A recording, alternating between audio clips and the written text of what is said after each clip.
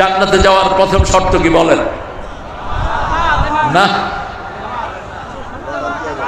প্রথম শর্ত লা ইলাহা। শিরক করা যাবে? শিরক নাই যেখানে জান্নাত আছে, শিরক আছে যেখানে জান্নাত নাই সেখানে। এরপরে কালেমার পরে দ্বিতীয়টা হলো নামাজ। দ্বিতীয়টা কি? কয় ওয়াক্ত? আরো জোরে বলেন। কোথায় পড়বেন? ঠিক আছে তো? মসজিদে ঠেলাঠেলি করেন না, মারামারি করেন না, মসজিদ থেকে মুসল্লি কমায়েন না, মুসল্লি ভরান মসজিদে। এই মসজিদে যাব না, এই মসজিদে যাব না, এই হুজুর হাত ওইখানে বাঁধছে, এই হুজুর হাত জোরে আমিন কইছে, আস্তে আমিন কইছে, সব ভুলে যান। মসজিদে যারাই যাবে তারাই জান্নাতে ঢুকে গেল। ঠিক না বেটি? কাউকে ফতুয়া দিয়ে বের করবো না, হাত যেখানে বাঁধে বাঁধে। হাত তো না বাঁধলেও নামাজ হবে, হবে না? কথা বল না কেন? আচ্ছা, যার দুই হাত নাই সে কি করবে? কি করবে বলেন? আবার দাঁড়িয়ে নিয়ে এমন ঠেলাঠেলি, একজনের দাঁড়িয়ে উঠে নেই, কি করবে না?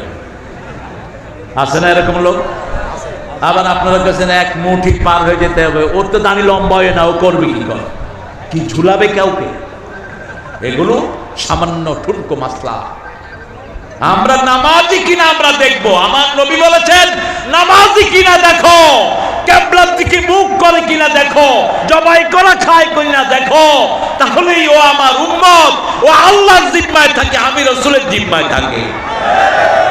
তিনটা জিনিস। কয়টা? ঐক্যের ভিত্তি তিনটা। আমাকে বহু হুজুর ফতোয়া দিয়েছে আমি ইহুদির দালাল, জাকির নায়েক ওই ইহুদির দালাল। হলি হাফিজামের সাথে আমাকেও জড়াইছে ওই ভদ্রলোক জাকির নায়েক সাহেবকে, ওনার পিস টিভিও ধ্বংস করে দেয়া হয়েছে। 5 বছর দেশে আসতে পারেন, আমি 5 বছর আমেরিকা ইংল্যান্ডে আমি কাটিয়েছি দাওয়াতি কাজ করে। আর আমাদের দেশে বহু হুজুর আছেন, সোনার চাবি তখনও মুখে ছিল, এখনো আছে। কথা বল না কেন? আমরা তাদেরকে দূরে ঠেলে দেই না। যদি তওবা করে আসে, আসো। ঠিক না বেটি? সুবিধা বঞ্চিত যে সমস্ত ওই দলের লোকেরা ছিল, তারাও আসো। আমরা তোমাদের দুশমন নই, তোমাদের বন্ধু। আমরা তাদের দুশমন যারা আমাদের কোরআনের ঘর ভেঙেছে, যারা আমার নবীর সুন্নাতকে ধ্বংস করেছে। ঠিক না বেটি? একটা ব্লগার রাসূলকে গালি দিয়েছে, কি নাম? হ্যাঁ, আসাতু না, এর আগে ওকে মেরে ফেলা হয়েছে। কি নাম? বলছে রাসূল নাকি লুচ্চা ছিলেন। আপনাদের ওই মন্ত্রী, প্রধানমন্ত্রী ওকে কি বলেছে জানেন? উনি হলেন দ্বিতীয় মুক্তিযুদ্ধের নাকি প্রথম শহীদ। হা হা, সেই দিনে আমার বুকটা ভেঙে চৌচির হয়ে গেছে।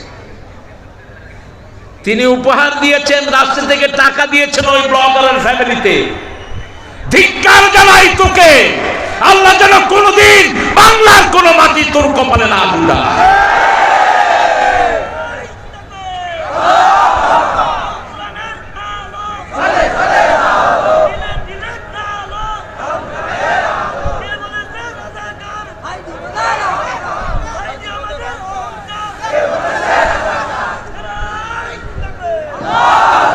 আরে তোমার গলা ভেঙে গেছে, এরা ধরেই না।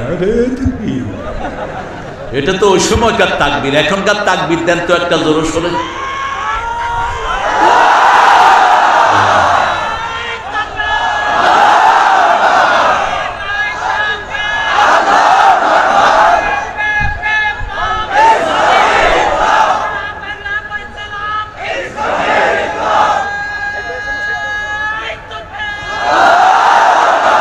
আল্লাহ কবুল করেন। আরো চিৎকার করে বলি আমিন। প্রফেসর মুক্তার ভাইয়ের অপারেশন হয়েছে, আপনারা দোয়া করেন আল্লাহ যেন তাকে শাফা দান করেন।